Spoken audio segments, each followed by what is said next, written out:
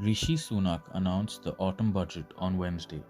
We asked Central Londoners what they made of it and thinks that the government could have done better. And we've seen that with the national insurance hike. Who are the ones who are going to be paying that the most? The people who are most probably struggling with payments as it is at the moment. This has not been the easiest 18 months, 2 years by any stretch of the imagination. So to see that budget where it's all about this levelling up, where is it levelling up? You know, it seems to be that it's levelling down. You know, you have a real top of the tree. We'll stop you from paying more money, boys, don't worry about it. But everyone else, you're going to have to pay. Yeah. So you did just touch upon the furlough scheme, the universal credit scheme, and the way they've cut it down, and it did help a lot of families survive through the pandemic.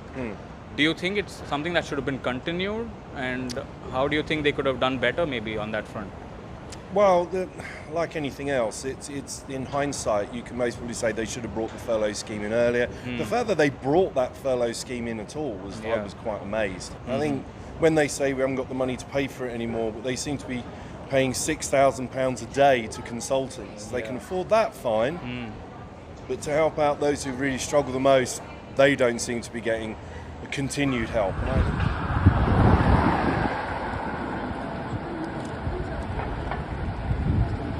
Pajgorsky.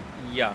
And so like you were talking about how agencies pay less money. So if you could say something about that. Yeah, I work for agency, for and the agency, and I'm not happy because it's not give you good money.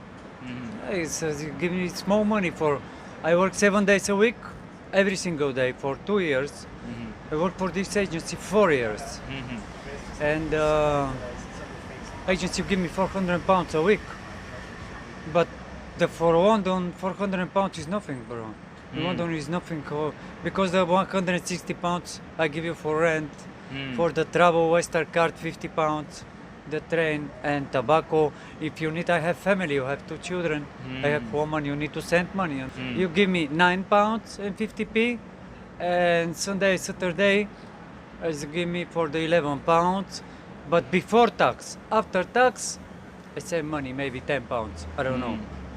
National insurance was hiked recently a couple of months ago. It's not good for those people, is it? I mean, it doesn't make a lot of difference to me because I'm older, but no, I think it probably does affect younger people, yes. So this other doubt that I had was about the universal credit that people were getting, people out of jobs, the furlough scheme. And it did have a great impact on people because they were losing jobs and they were without jobs. And recently, Rishi Sunak has cut the universal credit. So what do you think? Do you think they should have continued with it, the government, given that people are still not able to get back into the jobs? They probably, yes, they need it, don't they? Because you can't, if you've been used to this extra £20 and suddenly it's gone, it's very difficult. I mean, with the pandemic and all the rest of it, all the money that's had to be spent to help people out, in a way, how can you cut tax? So what's your take on Rishi Sunak and the government at the moment? Given that Rishi Sunak, the Chancellor... Oh, right. Yeah, what is your take on him and the government in general, given their performance over the last couple of years? It's not great in a lot of ways, but it's difficult, isn't it? I mean, what government could have done much with what we've had to put up with for the last couple of years?